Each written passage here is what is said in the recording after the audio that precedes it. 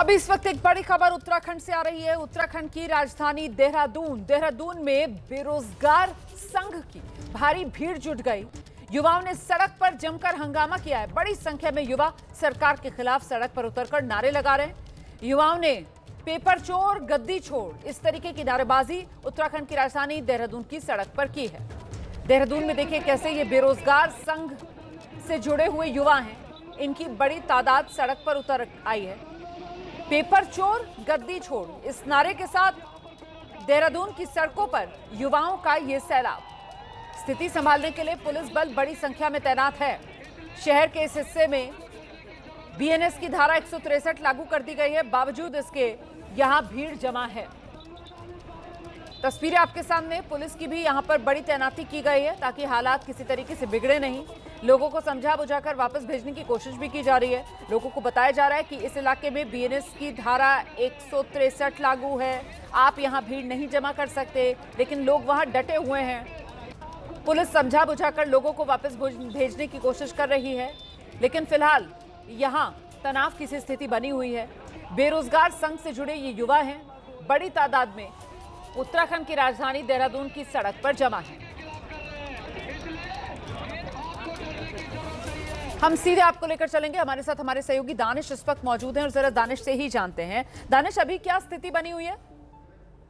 देखिए, बेरोजगार संघ और कांग्रेस मिलकर के दोनों ही प्रदर्शन कर रहे हैं प्रदेश में पेपर लीक आउट को लेकर के, लेकिन सरकार ने कहा है कि पेपर लीक आउट नहीं हुआ है। खुद जो यूके ट्रिपल एसटी के चेयरमैन है, उनका भी कहना है कि पेपर लीक नहीं हुआ है, इसी के लिए हमने इस पेपर को भी निरस्त नहीं किया है। लेकिन इन तमाम युवाओं की मांग है कि पेपर लीक हुआ है और सरकार को इसमें विस्तृत जांच करनी चाहिए और ठोस कदम उठाने चाहिए और इस पूरी परीक्षा को रद्द करना चाहिए। इसको लेकर के तमाम युवा प्रदेश भर से प्रदेश की राजधानी पहुंचे हुए हैं और इस वक्त सचिवालय की तरफ बढ़ रहे हैं।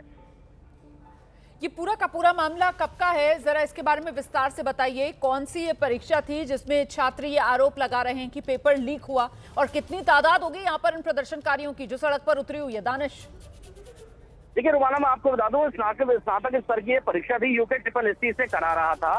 कल एक अचानक से सोशल मीडिया पर खबर वायरल होती है कि पेपर शुरू होने के ठीक 15 मिनट के 20 मिनट के बाद लीक हो गया है। उसके 3 पर्चे सोशल मीडिया पर डाले गए और बेरोजगार संघ के अध्यक्ष हैं बॉबी पवार, जिन्होंने ये पर्चे अपने सोशल मीडिया साइट से डाले थे, जिसके बाद इसका संज्ञान लिया गया, जांच की गई।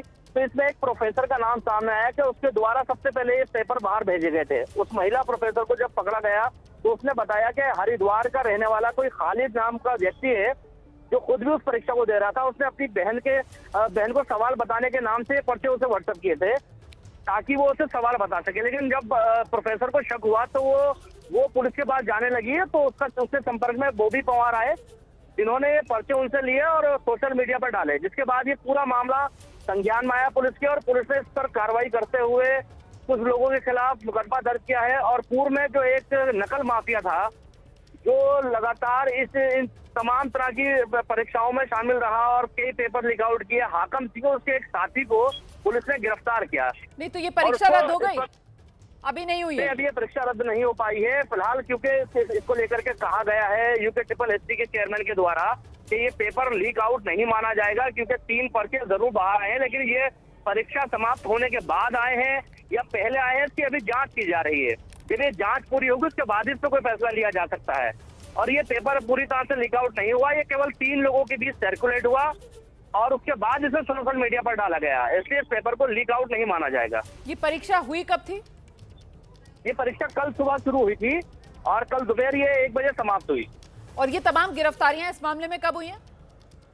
देखिए, ये जो यूके ट्रिपल एसटी वाला मामला है ये कल सुबह का है। जो गिरफ्तारी हुई है हाकम सिंह की, वो इस पेपर शुरू होने से 1 दिन पहले हुई है।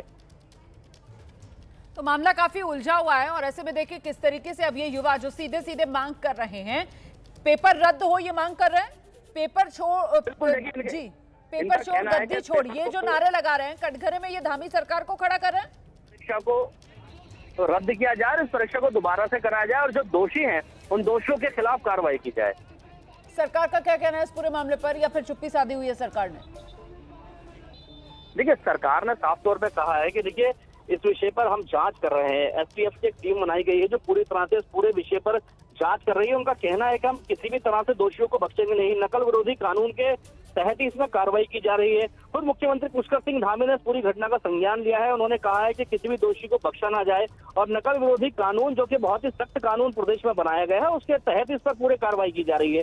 जिस खालिद मलिक का नाम इस पूरे घटनाक्रम में साजिशकर्ता के रूप में सामने आ रहा है, फिलहाल उसे पुलिस गिरफ्तार करने के लिए जगह जगह दबिश दे रही है। उसकी गिरफ्तारी के बाद ही ये साफ हो पाएगा कि ये जो पूरा मामला है किसी एक नकल माफिया गिरोह से जुड़ा है या केवल एक व्यक्तिगत आदमी ने ये पेपर लीक आउट किया था।